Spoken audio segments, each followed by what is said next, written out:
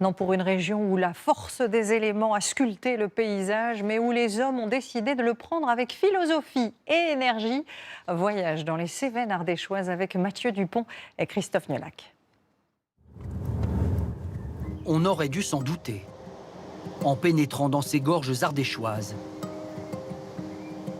Notre rencontre avec Fred, accompagnateur en montagne, ne pouvait être que vertigineuse. Et bonjour! Fais gaffe de ne pas glisser, hein. À 20 mètres au-dessus du sol. Ça bouge. C'est ce qu'on appelle les Cévennes ardéchoises. On est sur la rivière de la Baume. C'est celle qui prend sa source à Loubarès sur le massif du Tanargue. Et là, on va rentrer réellement dans ce qu'on appelle vraiment les hautes gorges. Encore faut-il trouver un endroit pour descendre. C'est assez escarpé. Vous allez voir, ça descend raide. Pas se précipiter. C'est bon, ça va? Ça glisse, surtout sur la partie basse, donc on y va tranquille.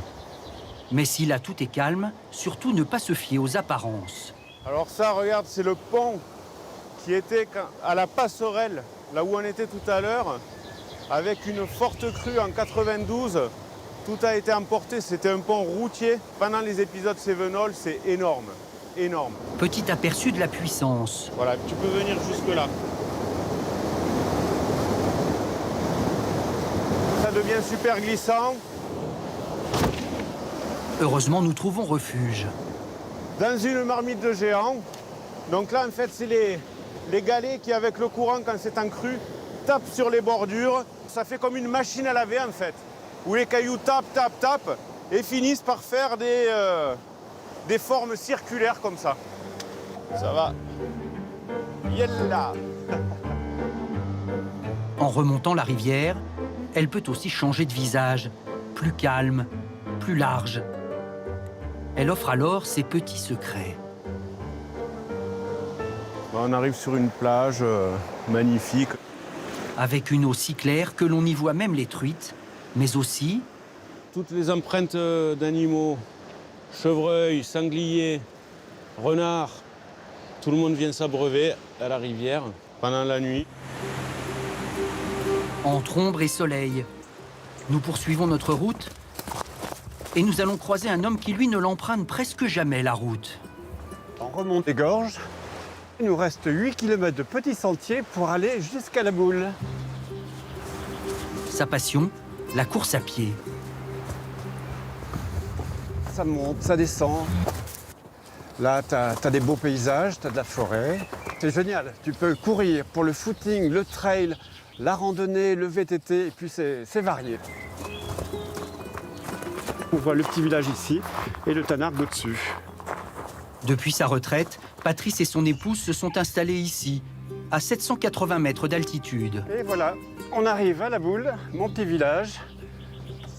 La Boule et sa centaine d'habitants, un village tout en pierre. Là, c'est du granit.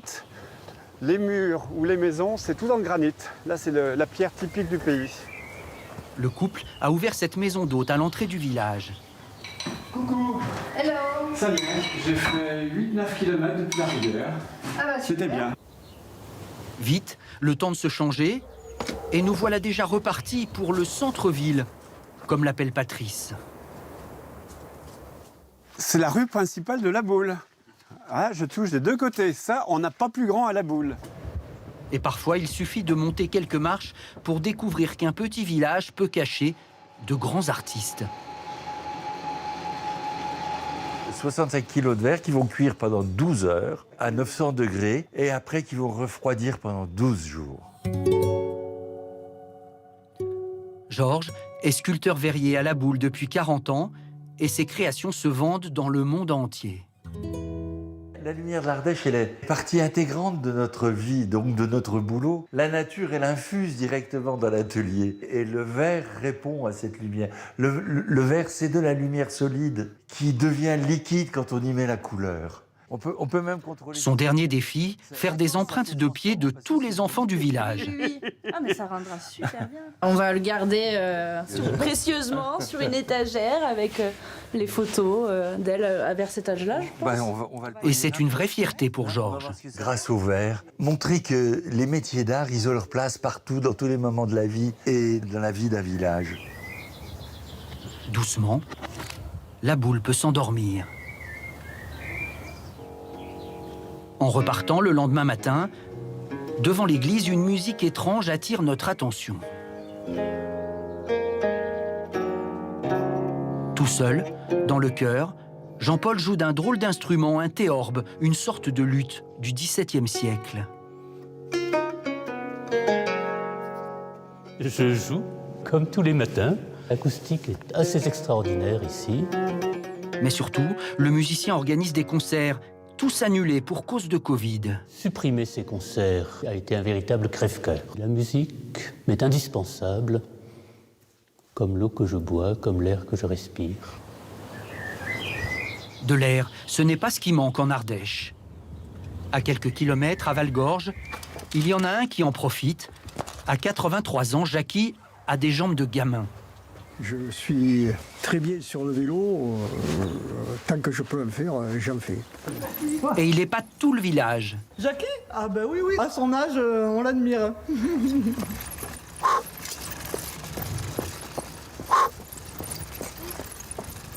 Ça souffle, mais ça va.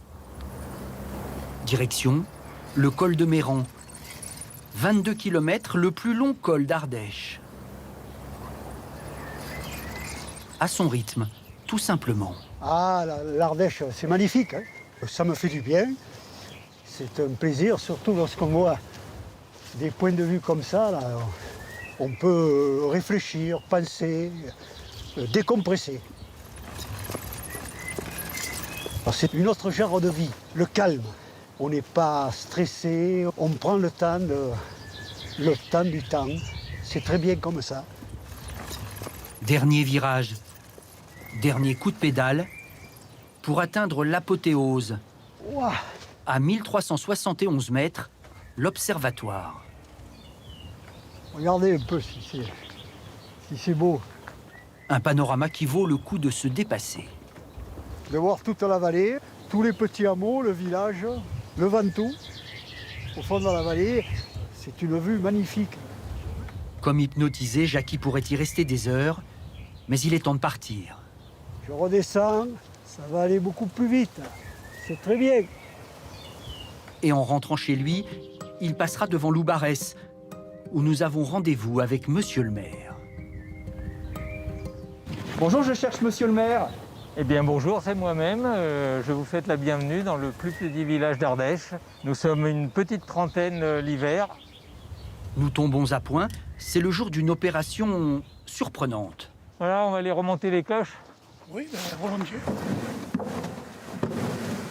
Une petite porte dans le clocher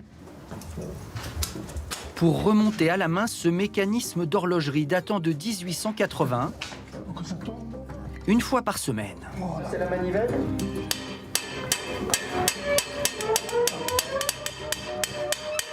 Encore 2 tours là. Elle sonne 2 fois à l'heure.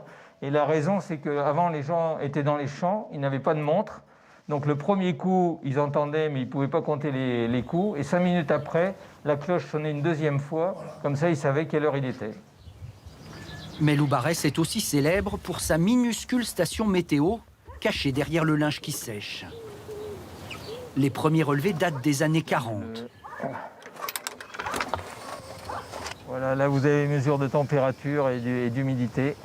Une station rustique, mais des statistiques précieuses pour cette vallée particulière.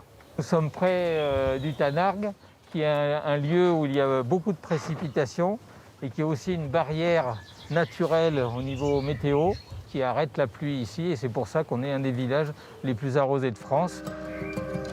À l'horloge de l'église, il est 12h35, exactement. L'heure pour nous de grimper. Et il ne faut pas traîner. Direction l'unique station de ski du massif du Tanargue, qui attend encore la neige. Comme prévu, nous y retrouvons Patrice et Jean-Pierre. Ils sont venus en courant de la boule pour nous guider dans notre ascension finale vers le phare bleu. Voilà, la Manche à air, on est sur une piste d'atterrissage de montagne. Vous avez le phare là-haut. Ah ouais? Mais il faut y aller, hein. Mais c'est très très beau, il faut y aller. Eh ben on y va. C'est magnifique. Merci. Décidément, rien ne les arrête. Après 1 heure, juste un tout petit peu plus pour nous, le phare bleu apparaît. Cette œuvre de l'artiste Gloria Friedman, créée en 2017, représente le seul phare commun à l'Atlantique et à la Méditerranée. Alors là, c'est la ligne du partage des eaux. Donc une goutte qui tombe ici, elle part là, elle va dans l'océan Atlantique. Elle tombe ici, elle part là, elle va dans la Méditerranée. Un phare toujours ouvert. Comme un refuge qui éclaire, grâce aux ouvrages laissés là tout en haut, au hasard des visites. Donc ça permet de venir ici, de prendre un bouquin, de se reposer devant la belle vue, soit du côté Atlantique, soit du côté Méditerranée. Une vraie bibliothèque à 7 mètres de hauteur, avec des romans, des encyclopédies et même des bandes dessinées.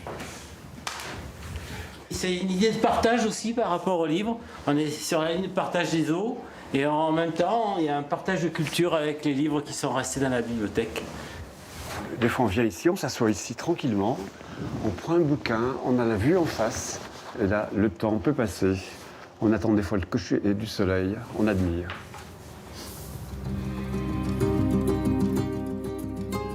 Une contemplation à 360 degrés sur les crêtes ardéchoises. Et c'est ainsi que